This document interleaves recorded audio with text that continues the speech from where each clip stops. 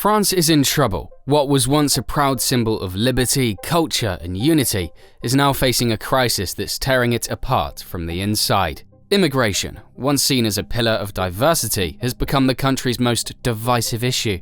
Deportations are rising, protests are erupting, and political power is shifting in ways that were unthinkable just a decade ago. In recent years, images of burnt cars and riot police have come to symbolize deeper unrest across parts of Paris and beyond. But are they the exception or a sign of something bigger?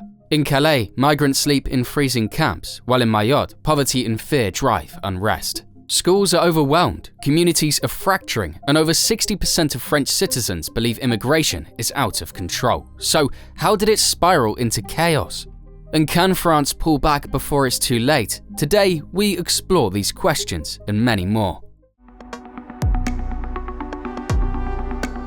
France has always been more than just a country. It's a place where revolutions weren't just fought with weapons, but with words. Where the world's greatest thinkers challenged monarchs and painters turned café napkins into masterpieces. This is the nation that gave Victor Hugo and Edith Piaf the Eiffel Tower and the Louvre. Camembert and croissants. Walk through its ancient cathedrals or sunlit vineyards and you'll feel it. The pride, the poetry, the power of a civilization that helped define the modern West. For generations, France opened its doors to the world.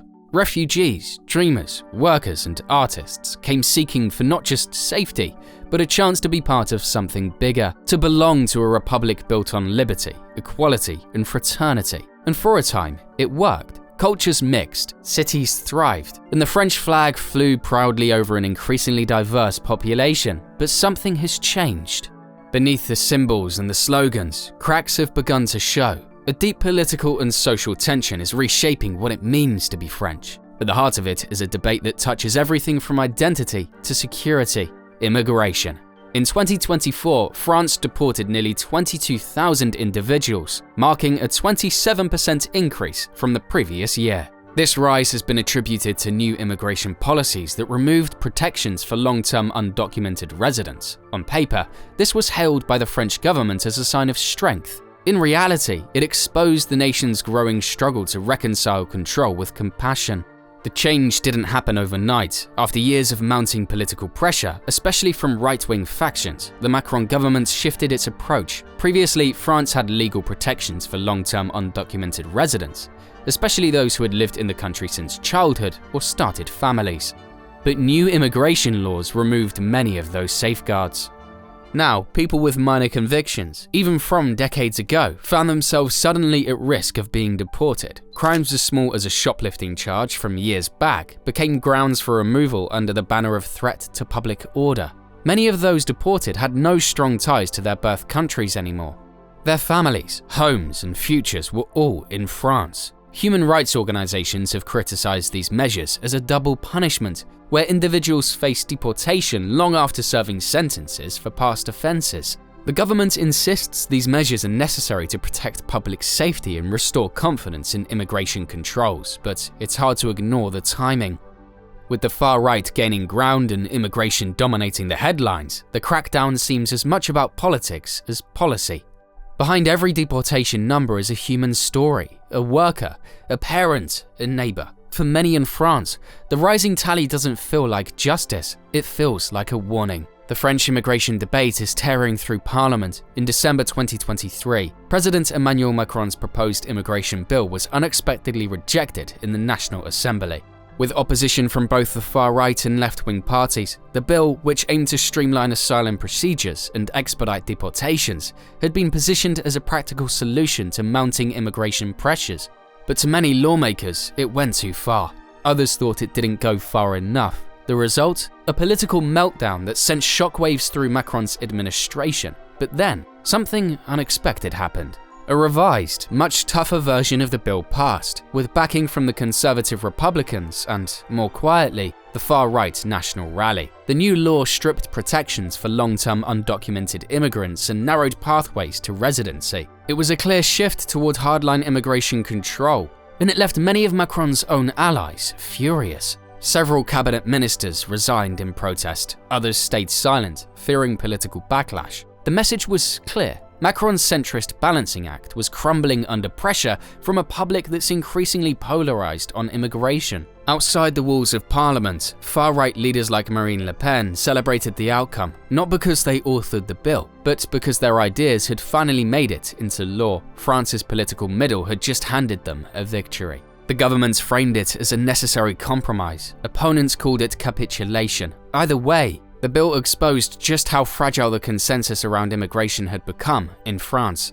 And if this is what it takes to pass immigration reform in 2024, what does that say about where French politics is heading? On paper, Mayotte is just another department of France, like Paris, Lyon, and Marseille, but in reality, it's a very different world. Located in the Indian Ocean between Madagascar and Mozambique, Mayotte is France's poorest region. Its population is just over 300,000, but an estimated 1/3 of residents are undocumented migrants, mostly from the nearby Comoros Islands. They arrived in small, dangerous boats known as kwasa-kwasas, fleeing poverty and instability in hopes of a better life under the French flag. But what they find is often another set of struggles. Mayotte's infrastructure is buckling. 3 out of 4 residents live below the poverty line. Hospitals are overwhelmed. Schools are overcrowded. Informal shanty towns have sprung up across the island, made of scrap metal and plastic sheets. These flimsy shelters, known locally as bangas, offer no running water, no electricity, and little protection from the weather. In 2024, Cyclone Chido struck Mayotte, destroying numerous homes and displacing many residents, further straining the island's already overwhelmed infrastructure. But migrants were afraid to go to emergency shelters because police were waiting to check papers and carry out deportations. The French government initiated Operation Wambushu, aiming to dismantle illegal housing and expel undocumented migrants. However, the operation faced legal challenges and condemnation from international human rights organizations. To Paris, Mayotte is a border crisis zone. To locals, it's home, one where French citizenship exists in law but not always in life. The irony? While Mayotte is technically part of Europe, many of its residents have never even been to mainland France. It's a microcosm of the immigration dilemma. How far should a country go to enforce its borders? And what happens when those borders run through its own backyard?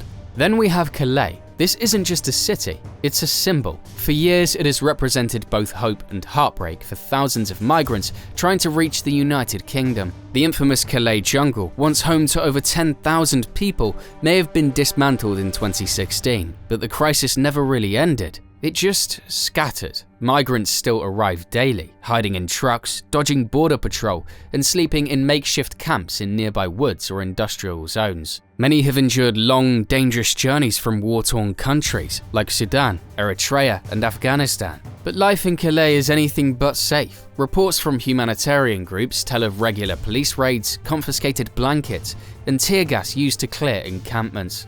Temporary shelters, when available, are often overcrowded and unsafe. For many, it's a daily struggle to survive, much less find a legal pathway forward. The situation has strained France's relationship with the UK. Under the Touquet Agreement, French authorities patrol their side of the channel to stop illegal crossings, essentially handling British border control on French soil. But with boat crossings increasing, French mayors are now calling for that deal to be scrapped or renegotiated. Proposals have surfaced to move asylum processing centres inland, away from the coast, but those efforts face backlash too, from local communities, nationalists, and even NGOs, sceptical of centralised holding facilities. Calais shows the cost of immigration bottlenecks, where responsibility is outsourced, but solutions are delayed. And for many migrants stuck there, Calais feels like the edge of a dream. Immigration has become one of France's most polarizing issues. Once proud of its secularism and openness, the country now faces rising anxiety over integration, identity, and national cohesion. A 2023 poll indicated that over 60% of French citizens believe immigration levels are too high, reflecting growing public concern over integration and national identity. And it's not just far-right voices. Centrists and moderates are expressing concerns about crime, job access, and what they see as cultural transformation. Suburbs like Seine-Saint-Denis near Paris have become flashpoints. High unemployment, poor housing, and overburdened services fuel tension. In 2023, riots erupted following the police shooting of a North African teenager, highlighting tensions between law enforcement and immigration communities. Critics say France's integration model is broken, schools in immigrant-heavy districts are underfunded, discrimination in hiring is widespread. Many feel the system is neglecting both the migrants and the communities they move into. Meanwhile, migrants keep France running, working in transport, agriculture, construction, and healthcare. They are vital, yet often unwelcome. This contradiction is at the heart of the debate. Immigrants are essential to France, yet they're blamed for its fractures. France is not just debating policy, it's debating who gets to belong. What does it mean to be French in 2025? How much cultural change is too much? And who decides? The country stands at a crossroads. One road leads to stricter enforcement, resentment, and deeper social divisions. The other calls for difficult but necessary steps, investing in underserved areas, improving education access, fighting workplace discrimination, and creating more legal pathways for migrants to thrive. And here's the bigger truth: migration isn't going to stop. Many newcomers are fleeing wars, authoritarian regimes, climate disasters, and economic collapse. Crises that powerful countries like France have sometimes helped to cause. So this isn't just France's burden, it's Europe's, it's the West's. Security crackdowns might quiet the headlines, but they won't answer the bigger question: what does meaningful integration look like in the 21st century? Despite the turmoil, France still has a choice, and if there's any country capable of turning crisis into reinvention, it's this one. France is changing, and it's not alone. Immigration is shaping countries everywhere. If this topic matters to you, join the conversation by liking, subscribing, and sharing your thoughts below. Let's figure this out together.